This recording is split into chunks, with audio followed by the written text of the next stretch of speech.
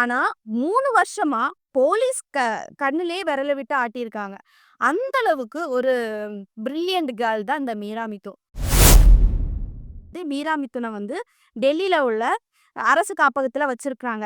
இனி என்ன பண்ணுவாங்க அப்படின்னு பார்த்தீங்கன்னா, மீரா மிதுன வந்து அலேக்கா தூக்கிட்டு வந்து ஆகஸ்ட் 11ஆம் தேதி வர 11 சரியா? அப்போ வந்து ஆஜர்படுத்துவாங்க. ஹைஸ் நான் ஜெசோனா. இன்னைக்கு நம்ம இத பத்தி பார்க்க போறோம் அப்படின்னு பார்த்தீங்கன்னா, 3 ஆண்டு காலமாக தலைமறைவாக இருந்த நடிகை மீரா மிதுன். இதுல ஹைலைட்டான விஷயம் என்ன அப்படின்னு பார்த்தீங்கன்னா, போலீஸ் கிட்ட மாட்டிறக்கூடாதுக்காக பல விஷயங்கள் பண்ணியிருக்காங்க மீரா மிதுன். அப்படி போலீஸ் அரெஸ்ட் பண்ற அளவுக்கு அவங்க என்னதான் தப்பு பண்ணியிருந்தாங்க? எப்படி மாட்டுனாங்க? இதெல்லாம் பத்தி தான் முழுக்க நம்ம வீடியோல பார்க்க போறோம். இந்த வீடியோக்குள்ள போறதுக்கு முன்னாடி, இந்த வீடியோ பத்தின கருத்து ஏதாவது உங்களுக்கு இருந்துச்சுன்னா கமெண்ட்ல தெரிவிங்க. இன்னும் உங்களுடைய கமெண்ட்ட பார்த்துட்டு நாங்க நெக்ஸ்ட் வீடியோ இன்னும் பெஸ்ட்டா எடுக்கிறதுக்கு யூஸ்ஃபுல்லா இருக்கும். வாங்க வீடியோக்குள்ள போய் பார்த்து தெரிஞ்சுக்கலாம்.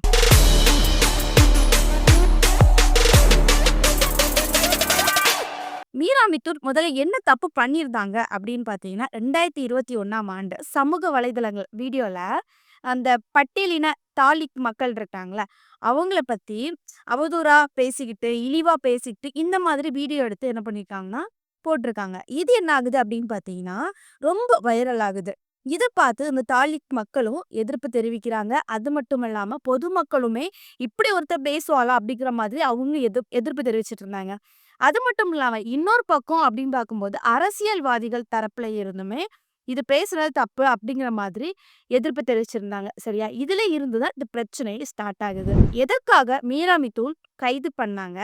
யார் அவங்க மீது புகார் அளிச்சாங்க? அப்படின்னு வந்து பார்த்தோம்னா, புகார் அளிச்சது வந்து விடுதலை சிறுத்தை கட்சியின் துணை பொதுச் செயலாளர் வன்னியரசு புரட்சி பாரதம், தீண்டாமை ஒழிப்பு முன்னணி, திராவிட விடுதலை கழகம் உள்ளிட்ட அமைப்புகள் வந்து என்ன பண்ணியிருக்காங்க அப்படின்னு பார்த்தீங்கன்னா, இவங்க மேல கம்ப்ளைண்ட் பண்ணியிருக்காங்க. கம்ப்ளைண்ட் பண்ணிட்டு இவங்க மேல கண்டிப்பா ஆக்ஷன் எடுக்கணும் அப்படிங்கிற மாதிரி சொல்லிட்டாங்க. அதன் அடிப்படையில நடிகை மீரா மிதுன் மீது 2021 ஆகஸ்ட் மாசம் சரியா?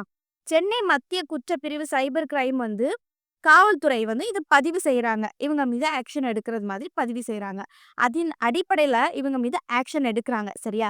அப்படி என்ன பிரிவின் கீழ் இவங்க மீது வழக்கு பதிவு பண்ணியிருந்து அப்படின்னு வந்து பார்ப்போம். ஃபர்ஸ்ட் என்ன அப்படின்னு பார்த்தீங்கன்னா, வன்கொடுமை தடுப்பு சட்டம் எஸ்சி, எஸ்டி ஆக்ட் பட்டியலின மக்களுக்கு எதிராக அவதூறாக பேசினதுக்கு. 2வது இந்திய தண்டனை சட்டம் ஐபிசி பிரிவு 153 சமூக, மத, ஜாதி அடிப்படையில வெறுப்பை தூண்டுதல். சரியா? அடுத்தது பிரிவு 505 பொது அமைதிக்கும் குத்தகம் விளைவிக்கும் கருத்துக்களை பரப்புதல். அடுத்தது பிற தொடர்பு பிரிவுகள் அடிப்படையில வந்து தகவல் தொழில்நுட்ப சட்டம் ஐடி ஆக்ட் சமூக ஊடகங்கள்ல அவதூறா பேசுறது, அப்புறம் வந்து ஒரு மாதிரி இழிவுபடுத்தி பேசுறது, அதுக்காக ஒரு நடவடிக்கை எடுத்திருக்காங்க. இப்படி இவங்க மீது இப்படி வழக்கு பதிவு பண்ணியிருக்காங்க. மீரா மிதுன் மீது கம்ப்ளைண்ட் வந்தாச்சு. இனி இவங்கள ஆக்ஷன் எடுக்கணும். கரெக்ட்டா 2021ஆம் தேதி ஆகஸ்ட் மாசம் மீரா மிதுன வந்து கைது பண்றாங்க. அப்ப மீரா மிதுன் எங்க இருந்தாங்க அப்படின்னு பார்த்தீங்கன்னா, கேரளால தலைமறைவாக இருந்தாங்க. அந்த டைம் என்ன பண்றாங்க, போலீஸ் அதிகாரிகள் வந்து இவங்க கேரளா தான் இருக்காங்க அப்படிங்கிற மாதிரி தெரிஞ்சுக்கிட்டு என்ன பண்றாங்கன்னா, அந்த இடத்துக்கு போறாங்க. போன இடத்துல மீரா மிதுன கைது பண்றாங்க. மீரா மிதுன மட்டும் கைது பண்ணாம, அவங்க கூட இருக்கிற நண்பர்களையும் சேர்த்து கைது பண்றாங்க. அந்த டைம்ல மீரா மிதுன் வந்து என்ன சொல்றாங்க அப்படின்னு பார்த்தீங்கன்னா, காந்தி பெரிய தலைவர்கள் எல்லாருமே வந்து ஜெயிலுக்குள்ள போயிருக்காங்க. நான் வந்து ஜெயிலுக்குள்ள போறது வந்து எனக்கு ஒரு பிரச்சனை கிடையாது. அப்படிங்கிற மாதிரி அப்பவுமே என்ன பண்றாங்கன்னா, சொல்லிக்கிட்டு அசால்ட்டா போனாங்க. அதுவுமே இணையத்துல வந்து ஒரு மாதிரி வைரல் ஆயிட்டு தான் வந்துச்சு. ஏன்னா, இந்த அளவுக்கு வந்து ஒரு பெரிய தலைவர்கள கம்பேரிசன் பண்ணி இது பண்ணி பேசுறாங்க அப்படிங்கிற மாதிரி எல்லாருமே பொதுமக்கள் எல்லாமே கண்டனம் தெரிவிச்சுட்டு இருந்தாங்க. அடுத்ததாட்டு மீரா மிதுன் அவருடைய நண்பன் மீதுக்கும் 2 பேத்துக்கும் வந்து நிபந்தனை ஜாமீன் வந்து குடுத்திருந்தாங்க. அதன் அடிப்படையில அவங்கள விடுவிக்கப்பட்டிருந்து. அப்ப என்ன பண்றாங்க அப்படின்னு பார்த்தீங்கன்னா, விடுவிச்சாச்சு. இனி இவங்கள வந்து அப்பப்போ ஆ ஆஜராகணும். ஆஜராகி வந்து சைன் போடணும். எல்லாமே பண்ணணும். ஆனா அந்த ப்ரொசீஜர இவங்க பண்ணல.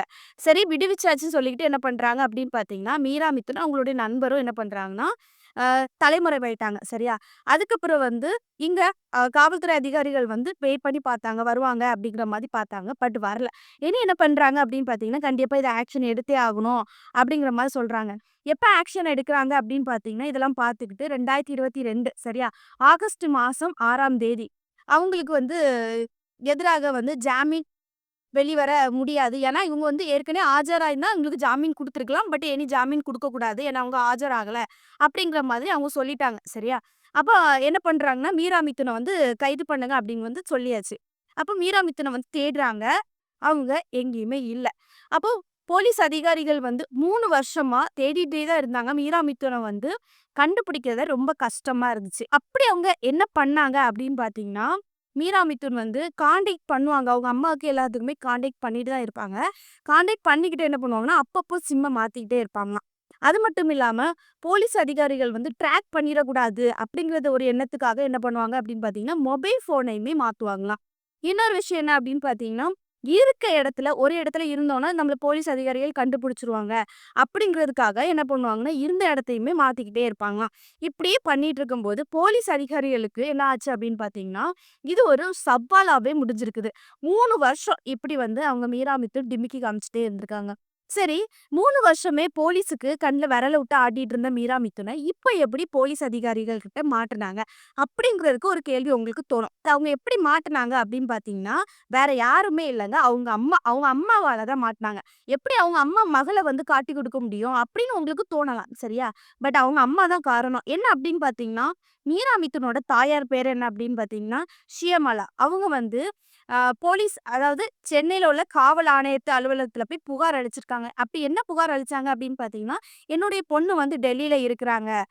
தலைமறைவா இருக்கிறாங்க. என்னுடைய பொண்ணு எனக்கு வேணும்." அப்படிங்கிற மாதிரி என்ன பண்றாங்கன்னா, புகார் அளிக்கிறாங்க. சரியா? அதன் அடிப்படையில காவல்துறை அதிகாரிகள் வந்து, மீரா மிதுன் வந்து நாங்களே கைது பண்ணணும்னு நெனச்சோம்ல. நீங்க இந்த இடத்துல தான் இருக்கிறாங்க அப்படிங்கிற மாதிரி தெரிஞ்சுக்கிட்டாங்க. தெரிஞ்ச உடனே என்ன பண்றாங்கன்னா, ஒரு குழு அமைக்கிறாங்க. இந்த குழு அமைச்சு என்ன பண்றாங்க, டெல்லியில உள்ள போலீஸ் அதிகாரிகளுக்கு தகவல் குடுக்குறாங்க. புகைப்படத்தையும் அனுப்புறாங்க. இதுதான் மீரா மிதுன். இந்த கம்ப்ளைண்ட் இருக்குது. நீங்க வந்து புடிச்சுத்தாங்க அப்படிங்கிற மாரி சொல்றாங்க. அதன் அடிப்படையில வந்து மீரா மிதுன ஆகஸ்ட் 4ஆம் தேதி அவங்கள வந்து கைது பண்ணாங்க. கைது பண்ணி எங்க அடைச்சு வச்சாங்க அப்படின்னு பார்த்தீங்கன்னா, டெல்லியில உள்ள அரசு காப்பகத்துல வந்து வச்சிருக்காங்க. சரியா? அதே மாதிரி நீதிமன்றத்துக்கும் தகவல் குடுத்தாச்சு. அதன் அடிப்படையில நீதிமன்றத்தின் நீதிபதி கார்த்திகேயன் அவர்கிட்ட இந்த வழக்கு வந்து விசாரணைக்கு வந்திருக்குது. உடனே அவரு என்ன சொல்றாரு அப்படின்னு பார்த்தீங்கன்னா, மீரா மிதுன் ஆஜராகாததுனால அவங்கள வந்து கைது செய்யணும். ஆகஸ்ட் 11ஆம் தேதி 2025 நீதிமன்றத்துல வந்து ஆஜர்படுத்துங்க அப்படிங்கிற மாதிரி சென்னை மத்திய குற்றப்பிரிவு காவல்துறைக்கு வந்து அவரு உத்தரவிட்டுட்டாங்க. அதன் அடிப்படையில வந்து மீரா மிதுன வந்து டெல்லியில உள்ள அரசு காப்பகத்துல வச்சிருக்காங்க. இனி என்ன பண்ணுவாங்க அப்படின்னு பார்த்தீங்கன்னா, மீரா மிதுன வந்து அலேக்கா தூக்கிட்டு வந்து என்ன பண்ணுவாங்கன்னா, 11ஆம் தேதி ஆகஸ்ட் 11ஆம் தேதி வர 11 சரியா? அப்போ வந்து ஆஜர்படுத்துவாங்க. அதுக்கப்புறம் தான் இவங்க மீது என்னென்ன வழக்கு இனி பதிவு பண்ணுவாங்க, எதனால ஆஜர் ஆகல, 3 வருஷமா ஏன் மாட்டல அப்படிங்கிற மாதிரி எல்லாமே கேட்டு இனி என்னென்ன பிரிவு மீது வழக்கு பதிவு பண்ணுவாங்கன்னு தெளிவா வந்து நம்மகிட்ட சொல்லுவாங்க. சரி, இப்ப என்னுடைய கருத்து என்ன அப்படின்னு பார்த்தீங்கன்னா, மீரா மிதுன். மீரா மிதுன் வந்து அவங்க மீது பல வழக்குகள் மட்டும் இருக்குது. இது மட்டும் தான் கிடையாது. நெறைய வழக்குகள் வந்திருக்கு. ஏன்னா ஒவ்வொரு விஷயங்களையுமே ஒருத்தங்கள பத்தியுமே இந்த இழிவுபடுத்தி, தாழ்த்தி அப்படின்னு நெறைய பேசியிருக்காங்க. எல்லாருமே கண்டிப்பா வந்து பார்த்திருப்பீங்க. அது மட்டும் இல்லாம இந்த மாடலிங் பண்ற பொண்ண கூட ஒரு விஷயத்துல கூட ஏமாத்துனாங்க. மோசடி வழக்கு அவங்க மேல இருக்குது. இப்படி நெறைய விஷயங்கள்ல இருக்கு. பிக் பாஸ் நிகழ்ச்சியில வேற கலந்துக்கிட்டாங்க. சரியா? ஆனா, இப்போ வந்து இந்த அதெல்லாம் விடுங்க. மோசடி வேற விஷயம் விட்டுருங்க. ஆனா, ஒரு பட்டியலின தாலித் ஜாதிய பத்தி அவதூறா பேசி, இழிவுபடுத்தி பேசினது வந்து என்ன பொறுத்தவரைக்கும் நான் தப்பு தான் சொல்வேன். ஏன் அப்படின்னு பார்த்தீங்கன்னா, இந்த ஜாதி, மதம் அப்படித்தெல்லாம் வந்து அவதூறா வந்து யாருமே பேசக்கூடாது. சரியா? அப்படி பேசுறதா இருந்து அப்படின்னா, கண்டிப்பா கவர்மெண்ட் வந்து அவங்க ரூல்ஸ் படி ஆக்ஷன் எடுக்கணும். அவங்களுக்கு வந்து ஒரு தகுந்த நடவடிக்கை குடுக்கணும். அது என்ன ஜாதி, மதம் அப்படின்னு வந்து இழிவுபடுத்தி பேசுறது.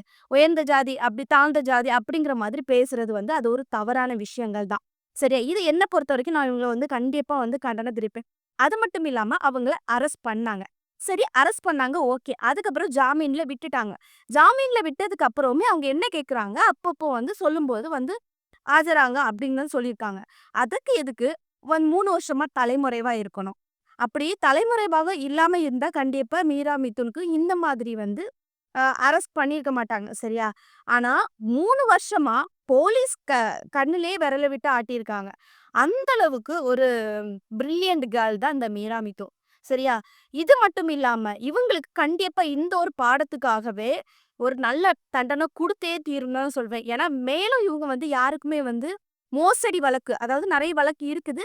யாருக்குமே தப்பு பண்ணக்கூடாது. எந்த ஜாதியுமே குத்தி பேசக்கூடாது. யாருமே இழிவுபடுத்தியோ, யாருமே அவதூறா படுத்தியோ அப்படி பேசவே கூடாது நான் நெனைக்கிறேன். கண்டிப்பா இவங்களுக்கு என்ன தண்டனை குடுப்பாங்க அப்படிங்கிறதுக்காக இனி 11ஆம் தேதி வருகிற 11ஆம் தேதி ஆகஸ்ட் மாசம் நம்மளுக்கு தெரியும். சரியா? அப்படி அவங்களுக்கு என்ன தண்டனை குடுக்குறாங்க அப்படின்னு உங்களுக்கு தெரிஞ்சுக்கணும் ஆசை இருந்துச்சுன்னா கமெண்ட்ல சொல்லுங்க. அவங்களுக்கு என்னென்ன தண்டனை குடுக்குறாங்கன்னு அப்படின்னு அடுத்தது 11ஆம் தேதி நம்ம பார்த்துக்கலாம். இந்த வீடியோ உங்களுக்கு புடிச்சிருந்ததுன்னா like and comment and subscribe பண்ணிருங்க. நெக்ஸ்ட் வீடியோல சந்திக்கிறேன். பை.